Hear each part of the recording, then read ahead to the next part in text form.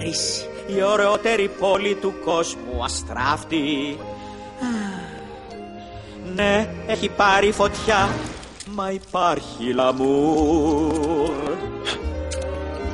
Κάπου εδώ γύρω κι αυτή, σαν να σοκούπαει τρελή, θα ψάχνει τσιγκάνα παντού για να σε βρει. Είσαι τυπάς και σε γουστάρει, είσαι περίπτωση, δεν παίζεσαι, πετάς. Εσύ ωραίος και παλικάρι, όπου κι αν πας πίσας, οκ. Σαν μαριονέτες είναι όλοι οι άλλοι, δεν θα μπορέσουν να σε ανταγωνιστούν. Είσαι παρέστηση και ζάλι, όπου κι αν πας μη συζητάς, είσαι τυπάς. Είσαι τυπάς και ρέστα δίνεις, όταν μιλάς έχεις αυτό το κατητή. Τα ρέστα σας παιδιά.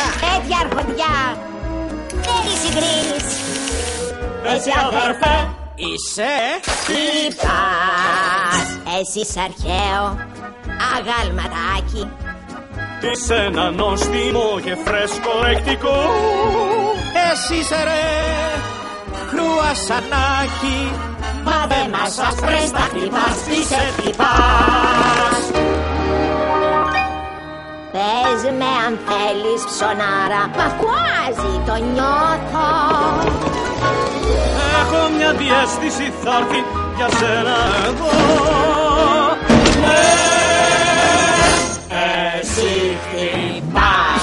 Ποιος χτυπάς, σε ακουάζει. καμπανάκι, δεν κολλάς, είσαι τυπάς, γι' αυτό σε πάει γενιστό κρουασανάκι, που αν φάνει βαπανιά, πάει έκλειση δουλειά, κι αν δες την πως την πάει, σε θέλει σαν να πάει, ξέρει